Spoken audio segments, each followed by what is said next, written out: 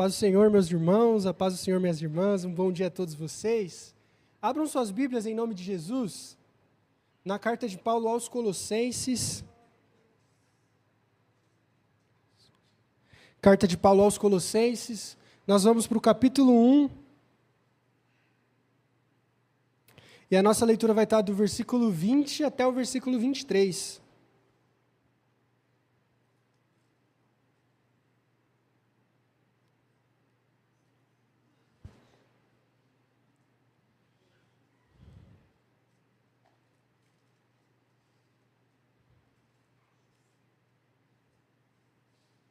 Carta de Paulo aos Colossenses, capítulo 1, a partir do versículo 20. Amém? Diz assim a palavra do Senhor. E por meio dele reconciliasse consigo todas as coisas, tanto as que estão na terra, quanto as que estão nos céus, estabelecendo a paz por meio do seu sangue derramado na cruz. Antes, vocês estavam separados de Deus, e eram inimigos dele por causa da disposição interior e do mau procedimento de vocês. Agora, ele vos reconciliou no corpo da sua carne pela morte, a fim de vos apresentar santos, inculpáveis e irrepreensíveis diante deles, se é que vocês permaneçam na fé, fundamentados e firmes, sem vos afastar da esperança do evangelho que ouviram e que foi pregado a toda criatura debaixo do céu, do qual Paulo me tornei ministro. Fechem seus olhos. Senhor Jesus, que nesse momento de reflexão, o Senhor continue se manifestando sobre a sua igreja, que o Senhor venha nesse momento iluminar o nosso entendimento, esclarecer a nossa mente e nos conectar com essa presença maravilhosa de Jesus, que nos refaz todas as vezes em que entramos em contato contigo. Que essa seja mais uma das vezes que o nosso coração é exposto diante do Senhor e o Senhor nos limpa e nos direciona para uma vida conforme a sua vontade. Que as verdades bíblicas, que as doutrinas que a gente for aprender, possa de fato transformar a maneira que a gente percebe as coisas, a maneira que a gente vive as coisas e a maneira que sentimos as coisas. Que o Senhor continue poderoso em nós, em nome de Cristo. Amém. Pode sentar, minhas irmãs, pode sentar, meus irmãos. Mais uma vez, seja muito bem-vindo à Promessa Tatuapé. É muito bom cultuar junto com você, que você sempre possa ter essa disposição da gente estar junto como igreja, adorando ao Senhor, cantando, ofertando. E agora a gente vai ter o nosso tempo de reflexão comunitária, onde a gente abre o nosso texto bíblico e a gente reflete junto o que o Senhor tem para nós. E aos sábados, aqui na igreja, a gente tem passado juntos por essa jornada da salvação. É essa série de mensagens, onde episódio por episódio, a gente tem visto esses degraus da grande escada que é a vida cristã. A gente começou com a criação perfeita de Deus, fomos para a queda do ser humano, depois a gente viu como a gente está distante, a depravação total, vimos que a salvação é pela graça, vimos a obra de Cristo na cruz, vimos como Cristo nos escolhe, por que Ele nos escolhe. A gente viu semana passada que nós fomos justificados por essa fé, e hoje o nosso tema, para a gente dar continuidade, é essa jornada de salvação, que um dia Cristo começou, tanto na minha quanto na sua vida, é o tema sobre a reconciliação. É uma doutrina muito importante, é uma doutrina essencial, é um dos pilares fundamentais do cristianismo, a doutrina da reconciliação, que nós fomos reconciliados com Deus. E por isso, nessa manhã, a gente vai ser convidado para juntos a gente perceber o que significa sermos reconciliados com Deus. Por que que nós precisávamos ter essa reconciliação? Até porque, para ter reconciliação, tem que ter briga. E qual foi a briga que teve? Por que que nós estávamos brigados com Deus? Quem fez essa reconciliação? Como é possível que isso ocorra? Por isso, nos próximos minutos, eu peço a sua atenção e a sua Bíblia aberta para a gente aprender como responder essas perguntas à luz da Bíblia e como a gente pode viver como pessoas que estão reconciliadas com Deus. Mas, em primeiro lugar, por que que esse tema importa para hoje? Por que será que esse assunto é importante? Na verdade, um grande medo que eu sinto, eu acho que todas as vezes que eu tenho a oportunidade de refletir junto com vocês sobre um texto bíblico, é se isso é relevante para a nossa vida. Porque às vezes é muito perigoso a gente falar de assuntos teológicos, pilares, que não muda nada na nossa segunda-feira. E às vezes cria esse distanciamento de teologia ser uma coisa e vida cristã ser outra. Não é à toa que existem muitas frases como teologia esfria o crente. Só que eu não culpo só quem fala que teologia esfria o crente. Porque geralmente a pessoa que fala isso, viveu isso e viu isso. Pessoas que por causa do conhecimento teológico deixaram de adorar em comunidade, deixaram de ser servas umas às outras, deixaram a humildade de lado, deixaram as palavras simples, deixaram as doutrinas simples, deixaram as aplicações para a nossa semana, a nossa prática real do que é evangelho. Por isso, a ideia não é simplesmente apresentar uma doutrina, não é fazer um acervo sistemático sobre o que é a doutrina da reconciliação, mas a grande proposta de cada reflexão durante essa jornada é ver como o nosso coração está dentro desse processo que Deus está fazendo no mundo. Como está a nossa vida dentro dessa etapa.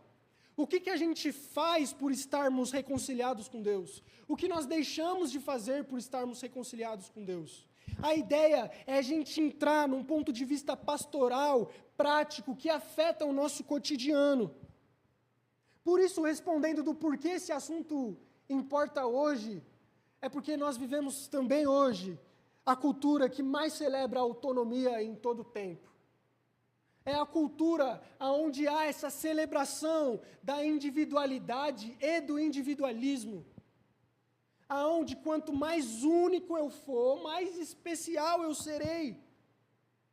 E aí nós vivemos aonde as consequências disso são terríveis. Por exemplo, nós não podemos ter os tênis fora da moda. E qualquer coisa sem Cristo é demoníaco. Em terceiro lugar, qual que é a evidência de que nós fomos reconciliados com Deus? Paulo fala que é evidência de que nós fizemos as pazes com Deus, é porque nós permanecermos firmes na fé. Como diz no versículo 23. Se é que vocês permanecem firmes na fé, fundamentados, sem se afastar da esperança do evangelho que ouviram, e que foi pregado a toda criatura debaixo do céu, do qual eu, Paulo, me tornei ministro. Por isso a maneira que faz a evidência de nós termos sido reconciliados com Deus é a maneira que a gente vive. É se a gente permanece na fé ou não. Eu acho fantástico do porquê que Paulo fala sobre permanecer na fé. Por que Paulo está misturando perseverança com reconciliação? E a resposta disso está naquele segundo ponto, das duas possíveis respostas, de como a gente faz a paz com Deus. As pessoas que tentam fazer as pazes com Deus pelas próprias forças, não conseguem permanecer na fé. É impossível. É impossível você continuar na igreja, é impossível você permanecer na fé, é impossível você continuar crente se a resposta que você deu foi pelas suas obras. Porque vai chegar uma hora que você vai surtar. Vai chegar uma hora que você não vai mais aguentar esse lance de ser evangélico. Vai chegar uma hora que isso vai fazer mal para você. Vai chegar uma hora que isso vai te entristecer. Vai chegar uma hora que você vai se sentir preso, reduzido, enjaulado. Esse evangelho é um evangelho de não pode. É um evangelho que me limita. É um evangelho que não me faz feliz. Por isso Paulo mistura perseverança com reconciliação. Porque só é possível a gente perseverar na vida cristã porque a gente tem contato com Deus. Porque pelas nossas forças é questão de tempo surtar e ir embora e abandonar a fé, como diversos homens da Escritura mostraram isso. Por isso, a sua vida cristã, a minha vida cristã, ela só permanece por causa disso. Porque a gente está unido a Deus, e é pela graça dele que nós somos sustentados. Por isso, eu quero caminhar já para a conclusão, para o final, com algumas últimas aplicações. Em primeiro lugar, cuidado com mediadores que tem se espalhado no meio evangélico. E isso é muito sério, gente. Isso é muito perigoso. Qualquer homem, qualquer mulher que reivindique o papel de mediador de Cristo, a Bíblia chama de anticristo. Eu sei que é forte, eu sei que é pesado, mas qualquer pessoa que faça o papel de Jesus, João chama de espírito do anticristo. Quando você vê aquele irmão, aquela irmã na igreja, que para a sua oração ser atendida você tem que passar pela oração dele, isso não vem de Cristo, vem do anticristo. Quando você está na igreja e para você ser reconciliado com Deus e viver a vida cristã, você precisa de uma profecia de certa irmã ou certo irmão, não vem de Deus, vem do anticristo. Quando você está na igreja e você precisa de alguma coisinha para conectar você com Deus, você precisa de alguma campanha, algum jejum, alguma semana, precisa de alguma unção milagrosa do pastor, a oração forte de imposição das frentes, não é Cristo, é anticristo. Porque o Cristo que te salvou, te reconciliou com Deus e te deu livre acesso a isso. Você não precisa de ninguém para isso. Você não precisa de ninguém para conversar com Deus. Você precisa de ninguém para ser liberto dos pecados. Você não precisa de ninguém para ser salvo. Você não precisa de culto de cura e de libertação, porque Cristo já garantiu para você na cruz. E ou você vive isso de uma vez por todas, ou você vai viver de culto em culto, esperando a grande libertação que nunca vai chegar para a sua vida. Porque são pessoas que tentam ser mediadoras entre os homens e Deus. E embora eu possa falar isso de forma pejorativa, o que é impossível que eu não fale, isso é muito fácil de eu fazer como pastor. É muito fácil de nós que estamos à frente como líderes reivindicarmos essa posição. Por quê? Porque eu sou o líder espiritual da igreja. Eu sou o anjo da igreja, como diz Apocalipse. Eu tenho um peso espiritual diferente. A minha oração é mais poderosa, a minha oração é mais forte. Eu tenho mais unção. Eu sou escolhido, eu sou chamado. Tudo balela. De pessoas que querem se parecer com Cristo e se fazerem de mediadoras entre Deus e os homens. Por isso, a reconciliação nos traz uma postura prática de como a gente enxerga Deus e como a gente enxerga a igreja, o culto e a nossa vida cristã. Quando a gente entende isso, a gente não precisa mais de mediadorzinho para a gente se achegar a Deus. Hebreus capítulo 10 fala que Cristo abriu um novo e vivo caminho, do qual todos nós estamos inseridos e podemos orar. Mas por que a gente não ora? Porque a gente prefere terceirizar a oração. A gente terceiriza tudo. Por exemplo, hoje, pais não querem educar os seus filhos. A gente coloca na escola e na igreja, e a igreja cuida e educa, porque a gente terceiriza a educação. Mas não é só a educação que a gente faz isso, a gente terceiriza a espiritualidade.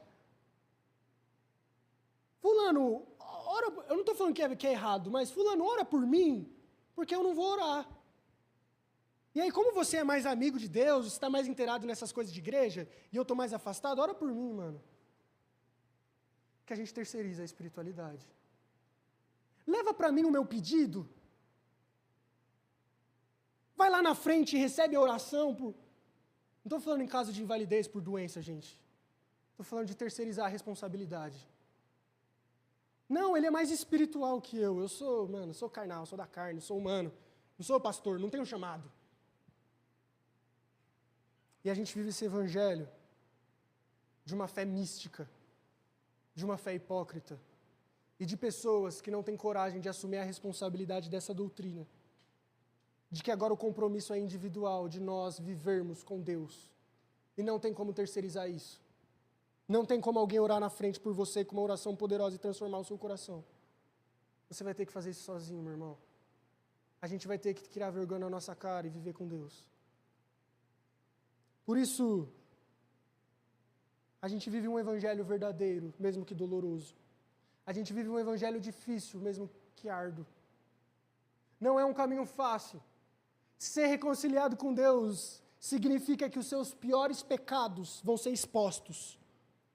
Porque quando nós estamos em pecado e em trevas e somos expostos à luz, tudo se torna visível.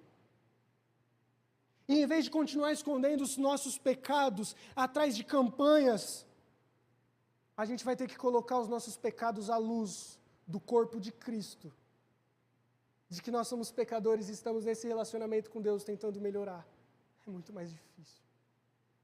Reconciliação com Deus significa que nós vamos entrar nessa jornada e nessa batalha espiritual, de que não é pelas minhas próprias forças, não é pelo meu moralismo, mas é por Deus. Por isso, quando eu vejo meu irmão pecando, quando eu vejo meu irmão errando, eu não simplesmente aponto o dedo e o excomungo, mas eu entendo que todos nós estamos numa guerra de se parecer mais com Jesus. Se reconciliar com Deus é assumir responsabilidade, vergonha na cara. Se reconciliar com Deus é estar junto com Cristo. Se reconciliar com Deus é falar que Cristo é suficiente. Eu não preciso de uma cura, eu não preciso de uma bênção, eu não preciso que isso aconteça, eu não preciso que aquilo que aconteça. Cristo é suficiente para mim, e ponto final. Eu não preciso do carro novo, eu não preciso do aumento, eu não preciso disso. Eu não preciso da oração no lugar X para que a minha vida tire um entrave. Eu preciso de Jesus e ter responsabilidade de viver o sacerdócio universal que Cristo nos deu.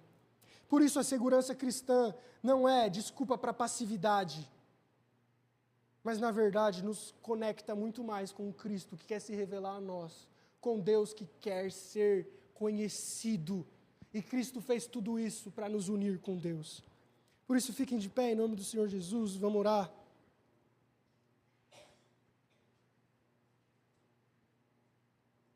A reconciliação confronta o nosso individualismo.